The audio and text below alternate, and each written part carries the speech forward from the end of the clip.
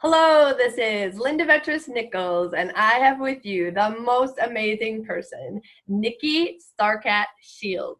Welcome, Nikki. Thank you. Thank you for inviting me. Oh, I wouldn't miss this for the life of me. I think if anybody knows women who run with the wolves, it's you. So I can't wait for this interview.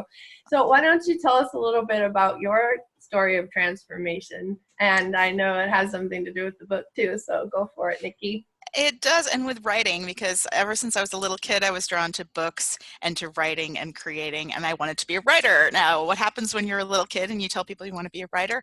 Oh, isn't that sweet? Well, that you can't make a living doing that, that's not, choose a, as you get older, choose a better career, yada, yada, yada. And being the innocent, like the young wife in Bluebeard, which we'll talk about more, I was like, oh, okay, you can't do that. All right, fine. And I went and had a whole other career and didn't actually start writing and publishing books until I was in my late 30s, early 40s. So, it took a while to circle back around and to find the key that unlocked the door to see where I was kind of stopping myself. But now that I have just like jumped into that world, it's really awesome. And I've written and published 4 nonfiction books. I'm now writing fiction, which I haven't published yet, but is in the pipeline.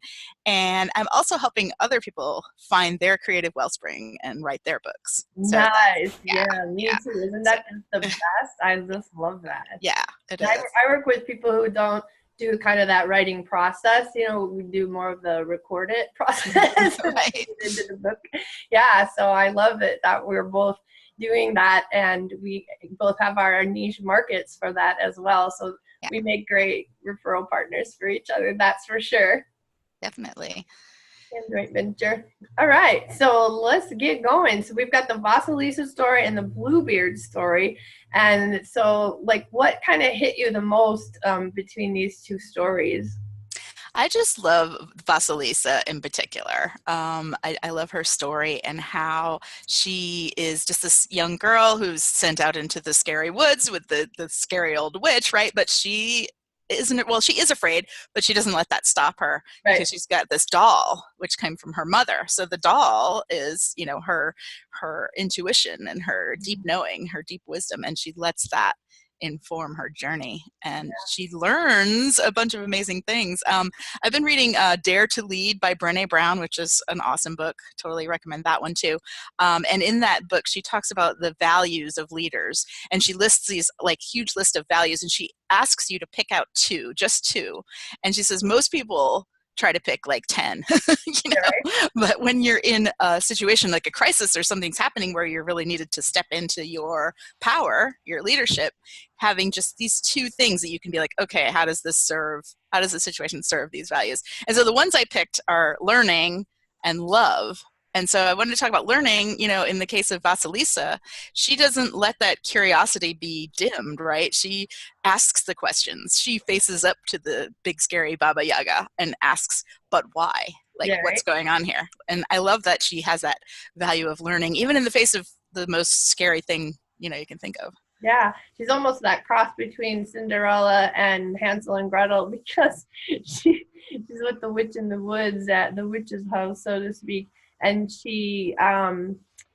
her mother died, and her father remarried, and so she's got this creepy stepmother and the 2 stepsisters. And tell me a little bit more about that, because I love the way you said they didn't like necessarily deserve for her to be helping them as much as she did. Tell Yeah, me on that.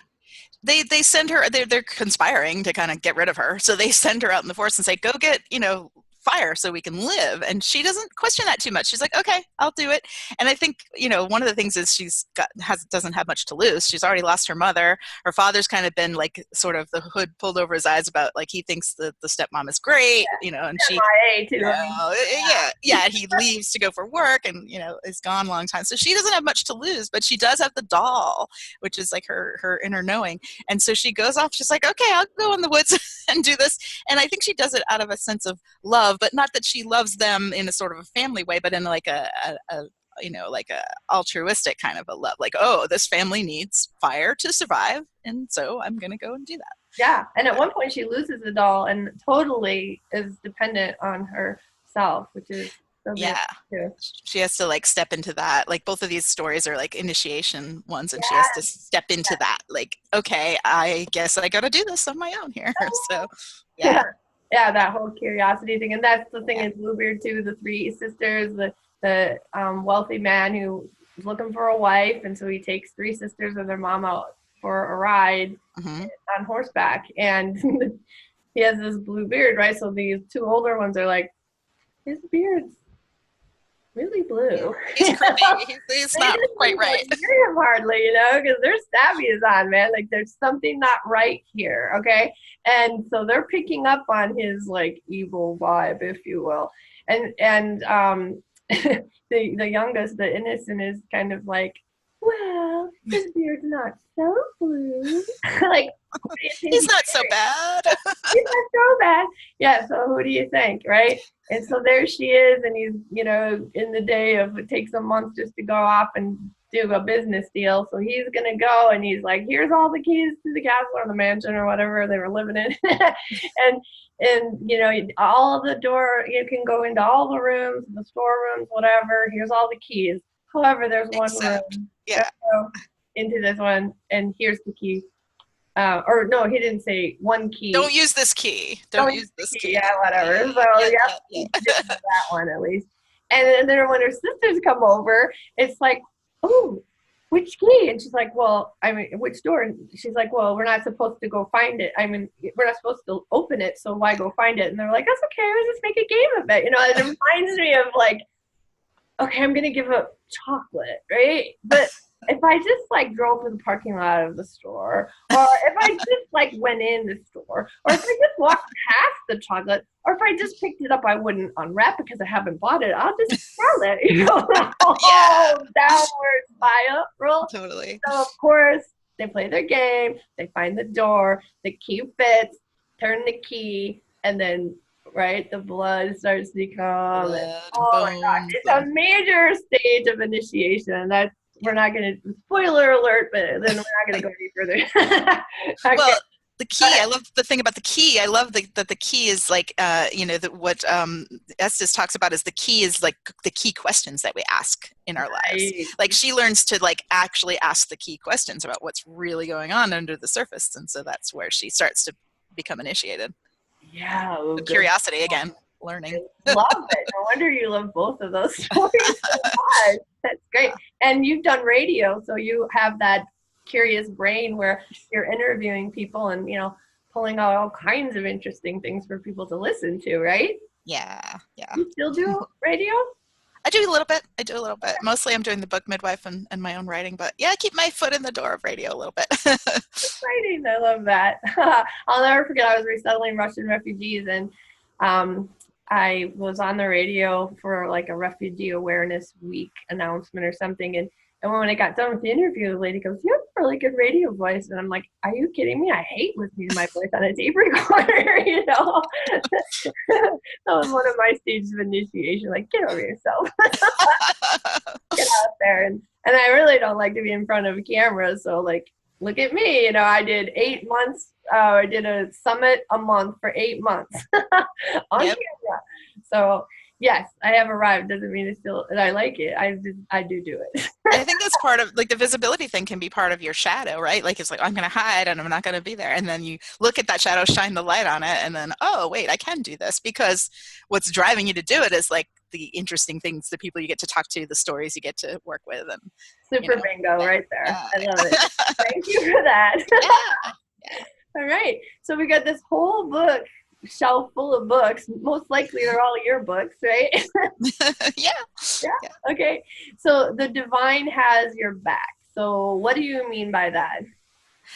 I feel like in relation to the stories, it's the doll that Vasilisa's mother gives her. It's the voice of wisdom from within. That's the part of us that's really connected to everything that is. However you consider that, if you call it God or goddess or nature or the cosmos, whatever, Yeah. it's something beyond you, right? So that force we tend to think of as either, sort of angry and judgmental or indifferent, but I think really it's things come together to support us because life has brought us to this point and wants us to succeed. So I Exactly. feel And like all that's that support comes from love. And so the mom, out of love, made mm-hmm, the doll. Even if she wasn't dying, she made the doll out of love to give to her daughter. She mm-hmm, had an extra purpose to it. It was because she was dying.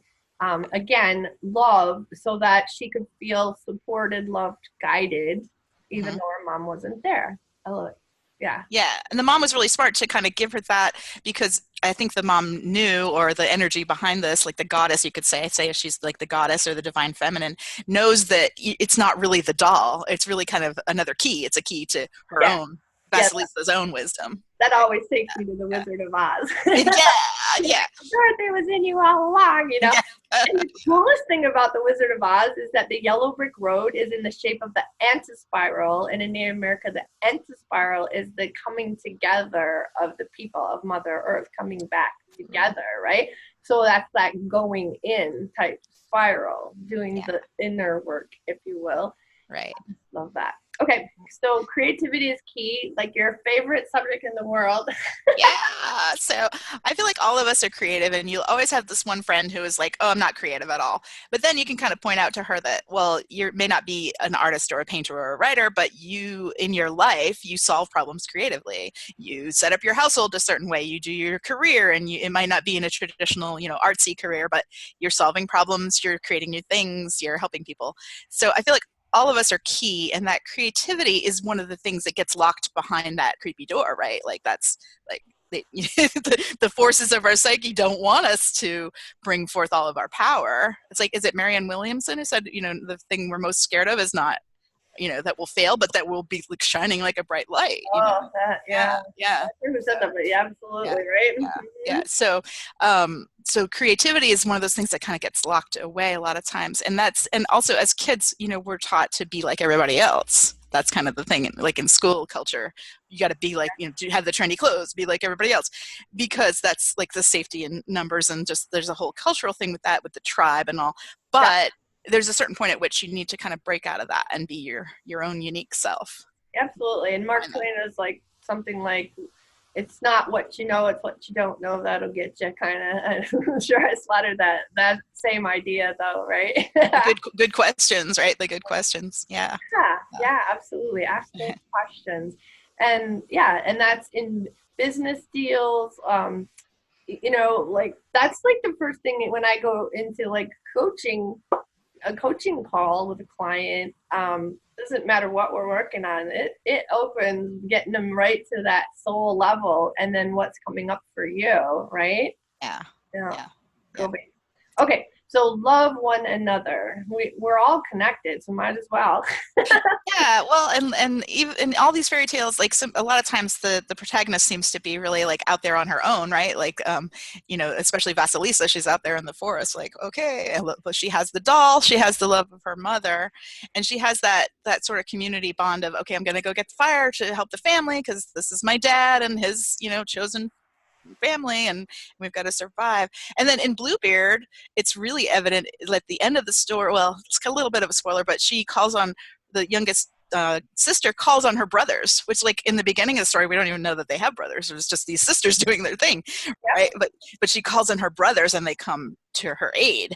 And so in the psyche, that represents, kind of the masculine divine and the energy that brings forth. But by cultivating that love, like if she had just sort of dissed her brothers and not had any relationship with them, would they come to her rescue? But no, these are her brothers, they're her family, they come and help her with her problem. That's blowing my mind right now, because the point that we hear about the sisters, we have no idea she has brothers, and that's how it is with the animus, the masculine energy. Like, we're so not in touch with it, we like don't even know we have it. We forget that we were like totally born with it. Yeah.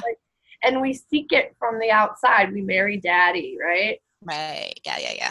And in our culture, a lot of us, like, we're reclaiming our feminine power. We kind of deny that, like, no, that we're all about the women, the masculine's on it, but we all have both. Well, and because of the wounded masculine, right? Yeah, absolutely.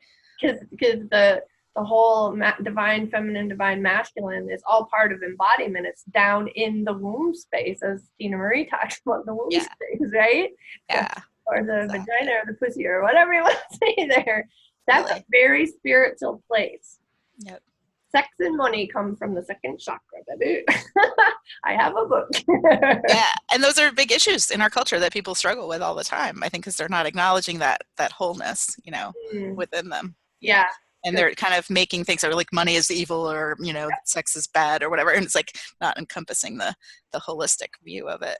Yeah, there's so much purity in both, and it's just been so diluted down. It's ridiculous. And love one another, I want to point out too, includes yourself. That's like one of the things that I know you're working on with this whole summit is like, the love of your own self. These protagonists, these heroines they're forced to sort of rely on their own resources and be like, oh, wait a second, I have got this. Vasilisa's like, even if I don't have the doll, I can do this. Yeah, and when you have an I can attitude, that comes from loving yourself and recognizing the love, right? Or sometimes it's like, oh, I can do this, and then like, oh, now I can love myself. It's just weird how that works, right? Yeah, gives you like the confidence and the love come together, kind of. Yeah. Which came first, the chicken or the egg? Exactly. All right, and then all is well. All is well. We're taught this story. Well, we're taught to like look for problems, I think, in our culture a lot of times, and that can sell a lot of cars and makeup and things. But really, what about looking for what your strengths are? And that doesn't mean. I mean, both of these stories are pointing out like look below the surface and see what the shadow is. But once you come to a realization of that, you can kind of make it whole again and be like, oh, okay, this is all part of me. This is going well, and it's interesting that all the fairy tales are like, and they all happily ever. And to me, that doesn't mean that they never had any problems again. That just means that they've figured out how to move forward and how to focus on what is going well and how to, embrace their creativity. Yeah, so, well, problems are just like little awareness alarms. It's just if something's not going right, that's just like a thermometer going, hey, pay attention over here, and then basically it's all about doing your inner work when things aren't going well, because you have a certain vibration, and so whatever's going on outside of you, it's the same vibration inside. It might appear different inside, or what you would actually be working on within. But it's just incredible. And oh my goodness, the best thing is being any kind of a coach and having clients, because whatever's going on with your clients is going on with you. It might be totally. 10 with them, it's still coming from you. Yeah. Oh, totally. And what I love about this whole book, The Women Who Run with the Wolves, is like it's showing us that we're not the only ones who go through this. This is a natural human evolution. Yeah. And there is no such thing as perfection. I love that part too. Yeah. Okay. So here we go. Remember to dance and pray. So how do you view pray? Because I know like you weren't raised like with a religious background or something. So this is interesting to me that you came up with the word pray. So remember to dance and pray. What does that mean for you? To me, it means connection, ultimately, with something beyond yourself. So, we think of prayer as sort of like a petitioning or, that kind of thing. But I think of it more as like a communion. So for me, meditation is a form of prayer. Being out in nature is a form of prayer. And I love, love, love the quote, never trust a spiritual leader who can't dance. Because I feel like dancing, moving your body, being ecstatic, and it doesn't have to be like literal dancing, but letting your spirit dance, right? Yeah. It brings you into that connection, that prayer, that communion with all really that is. Does. Especially if you're swirling your Elvis to pelvis hip. Totally. Unreal. And the Native or the Africans, oh my gosh, they do that so well. They really arch their backs. They stick those butts out. They're going up and down with those butts. They're swirling those hips both directions. Yeah, wow.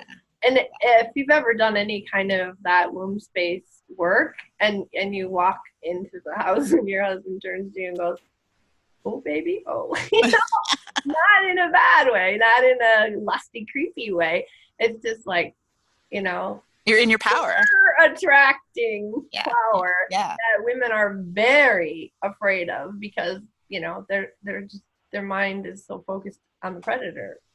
Yeah, and we've compartmentalized it up to be like, this is okay here and it's not okay there, and you know, it's It's like, oh yeah, you be this person on your personal page, and then you be this person in your Facebook group, and then you be this person in someone else's Facebook group. Yeah.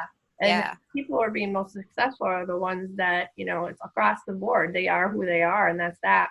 Yeah, to be yourself. So dancing and praying, it's, you know, like being in communion with all that is, which brings you to an awareness of what you bring to the picture, like what you're this in this lifetime, what am I bringing, like what are my passions, what are my joys. Brings that forth. I love that description of dance and pray. Yeah, and you said don't trust a spiritual person if they don't dance. No idea. And I always say, yeah, don't trust anybody if they don't swear. So it's really spiritual people. I love that. Okay, so things you learn. So the things that you learn are never lost. Ooh, I love that. So this, and for me, I believe in multiple lives, reincarnation, you know, multiple planes of existence. I think our souls are, you know, out there doing all kinds of things, right? So the things you learn in this lifetime, even if you don't quite get where you thought you wanted to go, or your goals change or things shift, those things are still informing, you know, the rest of reality and your other selves.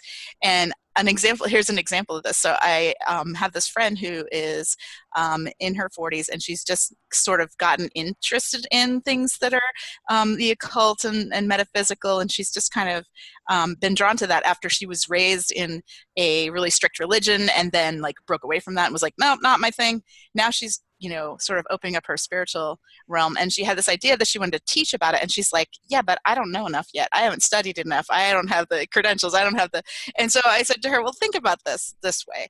You know, from my perspective, you probably were, and from things she had said, were either a witch or a magician of some sort in another lifetime, and you're bringing forth that energy. You don't necessarily need to do it in a traditional way in this lifetime if you have that wisdom. You know, she had learned it in another way, and that's okay. If you feel called to teach about it, teach about it. Don't stop no, I have to stop and go, you know, to witchy graduate school or whatever. Graduate school. Well, and the thing that always gets me on a ranting pedestal is the idea of witch. So like that whole patriarchy thing, you know, it was like those were the women that picked up on other people's energy, so it was exhausting for them, so they tended to live outside of the village, right? It is energy in the village. They also cloaked themselves at one point in time in black because that also helped them like hang on to their energy and separate it from others. And and then they knew so much about the herbs and this and that, and then they were called a witch. And then at one point there it was like, okay, all witchcraft was banned, and then it came back to, well, it can be helpful, you know, I feel like King Arthur days, you know, and he takes over, oh, it can be helpful, Merlin, right? But they wanted to control it. If it was controlled, then that's okay. And then it turned into like, oh, there's a white witch, you know. We can use it for good. It's just so ridiculous. Okay. So you know, it's your learning and your knowledge is not linear. It's going to come from all different places, and nothing is. But we're sort of like indoctrinated that it has to look a certain way, and so my friend was like, well, I don't have this or that, and I'm like, don't worry about that. Go with what feels right. And like you pointed out earlier, like the coaches, you know, coaching people on what they need to learn. It's the same with teaching. You're teaching people what like a slightly younger version of you has learned, so that you can move it forward. So cool beans. Okay, so take your time, right? You're enough, so you don't need to add more. I believe that people don't really get their stuff out into the world because they're so busy focusing on how the world is saying that no one is enough. Like you said, the commercials and everything. Here's what you really need, you know, and you're definitely not enough, right? So and take your time to really tap in, right? And know that you're enough. So do what feels good. Yeah, and it's sort of like a go, go, go world where you're like, okay, you're going to, build a business, do it in, 30 days and get your list tripled in there, Yeah, It's like, classic PTSD. yeah, slow down, take your time. The bigger picture view, that's the whole, like, if I have all these different lifetimes and I'm a soul exploring the world, dive into the things that are your passions and that, follow that thread, as opposed to I have to go to grad school. Like if grad school appeals to you and you're into it, awesome. If you just feel like, oh, I have to go get this certification, Yeah, don't and, don't do that. and like you have Google. Okay, Go Google famous people that didn't have all the credentials. yeah. Oh, that's definitely been a lot of my world. Is I just come up with stuff. I don't have my master's. I don't have my PhD. Yeah, but you have wisdom. You can But share it. what I figured out really works. I mean, I had kids with super low IQs actually reading and comprehending what they read and doing all kinds of math and blah, blah. And then I had the gifted kids. I had their brains slowed down enough that they didn't write like the doctor anymore. Like Yeah. doctor, you can't read their writing. The brain's going so fast. Yep. Yeah, it worked. It worked. It still does. I love it. Okay, so everything is connected. Yeah. Now, in the realm of creativity, what I like to talk about with everything being connected, we often think if we have certain ideas that we have to write them down and capture them and, keep track of all the stuff, which to a certain extent, that's a good idea. But if you're obsessively trying to capture every little idea, that's not gonna be any fun and it's not gonna work well. But the ideas and the things that you're meant to create are going to circle back around to you. So it's all connected. Your life, there's a thread that weaves itself through it. And some psychologists like to say that we're just looking for that meaning and creating that meaning. Well, great. There's nothing wrong with that. All right. Your life is your story. You get to tell it. You get to look for those clues. And if you're really like ignoring, like if you're like, say that the younger sister had like ignored Bluebeard's locked door and been like, okay, no, I'm not going to look there. He said not to, and sort of suppressed that part of her that was supposed to come forth, it's going to come forth in some other way. There's this. So gonna one Yeah, one false move on her part yeah, and she was yeah, done for anyways. yeah. So it's all connected, and we're being led. I think we're being led by our own higher selves. I mean, I think there's that higher wisdom or inner wisdom or whatever you want to call it that's leading us forward so that we can, not on one hand, not try to super control everything, but on the other hand, not just like, okay, forget it. I'm just going to sit on the couch for the rest of my life and not do anything. And the human know what it is that you're choosing. Mm-hmm. And we choose by outcomes. So what's the outcome that you would like to have happen, right? Well, then choose that whatever and the details of that, right? What are they? And choose those and then let go. Yeah. You can't really control a whole lot of it. So you do what it is that you can control and you just keep, holding space for it to come in. You've seen little kids want something special for Christmas or want a certain bike or whatever. I know my husband, he saw a bike in the store window and like no one in his small town had this bike. It was like a banana bike. That's how old we are. and so, and he just, he just put it out there that bike is his bike. I mean, that was his bike. That he never wanted the bike. That was his bike. Mm-hmm. And the way he was going to get his bike out of the store window was to, just keep asking who needed help, who could he help? Who could he help? Who could he help? And he kept getting paid. He bought himself a bike. And I mean, he lived in a tiny little trailer, in the same bed with his brother. I think they lived on the couch initially and got a bigger trailer where they actually had a bed and the parents had a bed, right? So it can be done. So he's got that bike because he put that out there. And I like that you said, let it go, because that's a thread that weaves through a lot of cultures and religions and spiritual wisdom is the non-attachment. Yep. Like in magic, it's the drop it into the well and then let it go, walk away and see what happens. So yeah, you get to release your humanness because the human vibration is like a much lower vibration than our actual the ego, like the talking self kind of. Yeah. Cool. Yeah. Our fully embodied human is a different vibration. Yeah.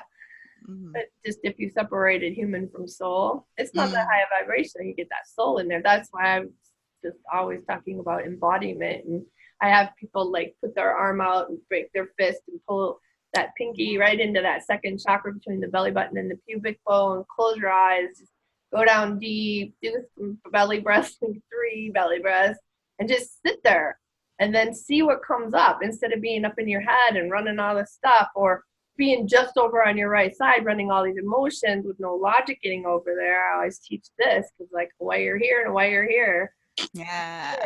you know, you get logic into the movie player, and it makes such a difference in reducing anxiety and helping people with clarity. So, yeah, very Totally. cool. You, is there anything else that, you know, kind of is popping for you anymore on Take Your Time or anything to sum everything up? I think just returning. Now we're going to get away from that connection. We're going to forget things. We're human. That's the human part, right? We're going to forget. But what I've like come to practice in recent years is just that returning, and that's the remembering, returning to it, and not beating yourself up about it. You know, just being like, oh, I was off track there. Okay, what can get me connected again? What can help me to remember? Yep. By To the time be, you remember that you forgot, you're really deep in the doo doo. Although you're in the woods, right? You're in the woods. yeah, the kids are coming in connected as we all have, and they're staying connected because of the way we're raising them. And so people say, "Oh, the kids are coming in so connected." It's like, no, the kids are coming in just as connected as the rest of us always have. It's that they're hanging on to their remembrance of their connectedness. Yeah, yeah, yeah. I love it. Okay, so lighten up. What does that mean to you? Lighten up to me means that we tend to take ourselves and others and everything very seriously, right? We just like bring in that serious energy of, okay, this is what we've got to do. And to me, I feel like creativity flows much more easily when you can release that. And that for me, it's there's this concept which I'd love to share with people from the pagan reclaiming tradition, which is Starhawk's tradition, where she talks about the triple self.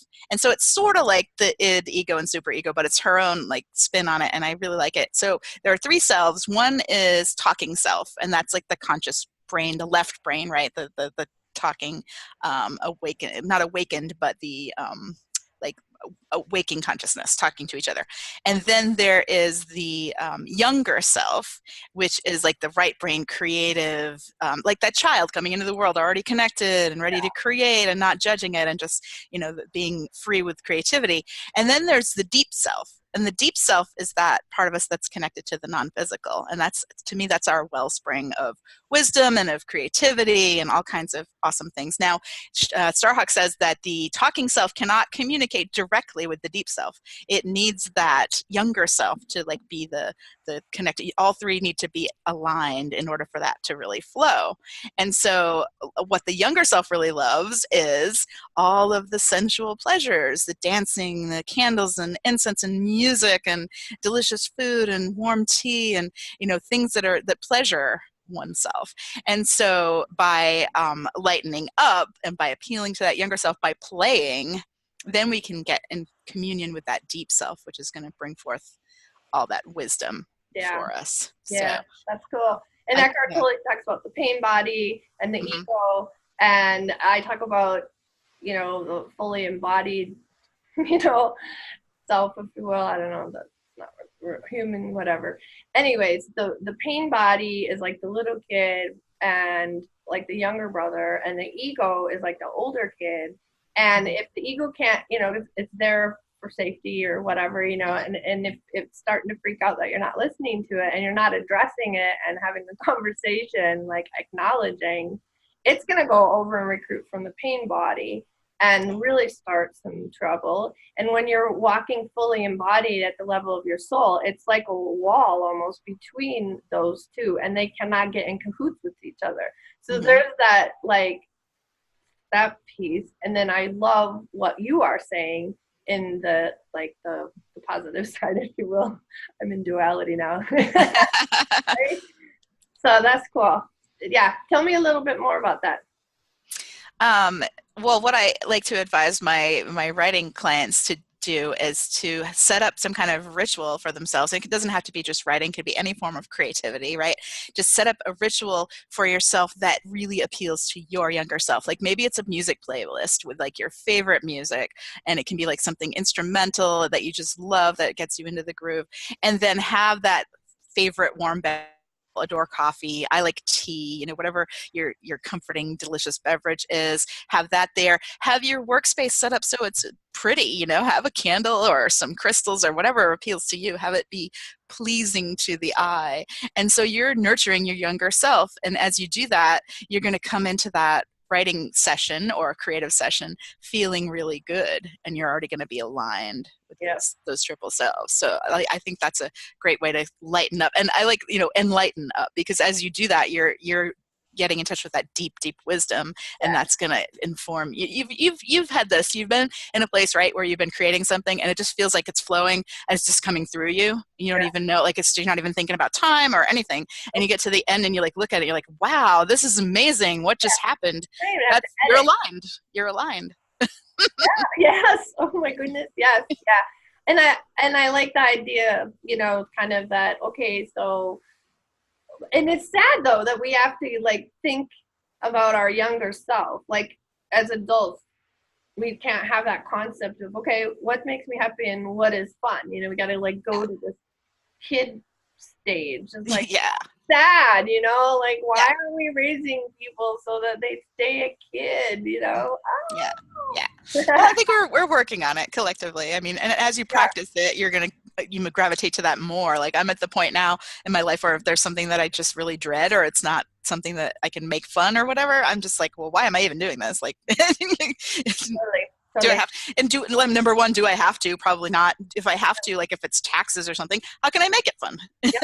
Or delegate it. And what gets me out of bed is client work. I mean, I just like, if I got client work, I'm like out of bed. It's awesome.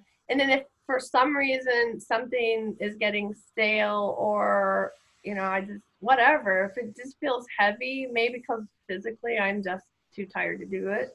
I don't push through it. I just go, okay, well, what do you want to do then? Right. And a lot of times my favorite place is just on the bed with some pillows behind me. And I like having something in the works, whatever. So it's like, I don't like to walk in and have to like decide what TV show I want to watch, or, what am I doing for art? Well, right now I'm into Zentangle, so then I'll grab my Zentangle, and if I don't want to do Zentangle, I'll do whatever in the art bag I want to do. It's just, I always like a go-to. So like I'm in a project or I'm into a TV show or whatever. It's like when something gets done, it's like, okay, next. And it's really been played out beautifully in my business. Because like I published, with one client, and boom, the next day, I really want to work with you. Client comes through. It's like, this is cool. I love that. So you're setting up your inspiring things around you that appeal to that part of you. That's the younger self that gets you. That energy to draw in the clients to do the same. What, like, okay, what's next, right? And it just brings it in, because I'm open and receiving and making sure I know what I'm doing next, what something is in the works. Not that I have to do it. I can do whatever. Yeah, well, that's a great transition to like release the Puritan. Like the Puritan ethic is so within us. It's like, well, no pain, no gain. Work has to be super hard, and you divide that up, and this is your work time, and that's your leisure time, and you can't let them touch. And I like that you labeled it Puritan. A lot of times it's like masculine energy, and the masculine energy is what we as women, we just get so into the feminine that we forget the masculine, right? And the masculine's like the negative and the patriarchy. There's a divine masculine there to tap totally in. That's gonna give you your boundaries. That's gonna tell you, what, it's feeling heavy now, time to stop, shift, what's next, right? Yeah, and hard work can be super fun. That's something we don't think of. Like when I'm really like in the throes of writing a book, and it's like it can be challenging, but it's like, oh, I get to fix this and solve this, and it's really, I use my intellect and I use my heart wisdom, and I just align and working. Hard work doesn't have to suck. You No, hard know? work doesn't have to feel heavy, Yeah, right? yeah, Yeah, I love so, it. Okay, and then we've really covered this one. Go with the flow. Like let it yeah, go with the flow. Yeah, it's just everything is so set up on energy. So when you're checking in with your own and really noticing where another is vibrating. I even just like do complimentary sessions with people and find where their authentic vibration is, and read to them from the book Power versus Force, David Hawkins' work, so that they really understand. It it really makes a difference, like energetically, who they can even tolerate being around and why, right? yeah, for Um, sure. so Yeah, you're it's inner and it's internal and external. Like the internal, go with the flow is what we were talking about, the flow of your day. And if you're, an entrepreneur, then that's great because then you have that flow. But even if you're working for someone else, you can, set up your day so that you're following that inner energy, yeah. the most as much as you can. And then it's external, like you were saying, in noticing others' energy and where something's going to work. And especially if you're sharing wisdom with people, sometimes it's not time for it. Like Oh yeah. they can't hear it. It's okay. They have to figure it Can't out. want it more than they do. Yeah, yeah, that's fine. We'll let it go. It might be hidden behind that door when they haven't found the key yet, but they will. you know. Well, yeah, they're like the wife. She's like, well, why would we find the door? Yeah, yeah. We're not supposed to. I love it. All right. Well, and that's what happened with Vasilisa, the go with the flow thing. Like she was in the forest with the Baba Yaga for quite a long time, Yeah. but she wasn't like, oh my gosh, I got to get back. I got to get back. She was like, no, okay, what am I learning? What's next? What are we Yeah, doing here? that's true. You And she know? had her helper too, Yeah. because wasn't she supposed to sort seeds from Yeah. hay or whatever? And yeah, and it was done in the morning. And she let go that she might die. Even she Mhm. just like And I'm she didn't spend that time while the doll was helping her being like worried about, is it going to work? Will she do it right? She was like, no, I'm going to go get some sleep. I'm going to rest up, go with the flow, come back in the morning, start again, Yeah. Yeah, Yeah. because that's how people can have control over us, is they can get us into fear. Yeah, Right? for Mm-hmm. sure. For Yeah. sure. Oh, very nice. Okay, and you have an amazing gift for everybody. You have a quiz all set up. What's stopping you from writing your book? Ready? Yeah, a lot of times people, will come to me and be like, I want to write this book, but it's not happening and I'm not sure why. And they might think it's because they don't have the technical skill or they don't know what step to take next. But a lot of times it's those very internal blockages, things hidden behind that door that, is stopping you. And so this quiz, it's like the old style cosmopolitan quiz where, if you get mostly A's, you tend to do this. And if you get mostly B's, so it's kind of fun, but also it can shine the light on what area is really coming up for you, and then we can look at together like why does that happen and what's behind it. So Nice. yeah, so if the link is in your email, you'll have that to go and get the quiz, which is a PDF, and I'd love to hear your results once you take it. You can, I've got my email in there, so you can send me a note and Yay. we'll Yeah, dialogue. if you're watching this from the summit, just go back to your email. Otherwise, it's right here. Thank you. Yeah. Yay, Yeah. Nikki. Thank you Yay. so much.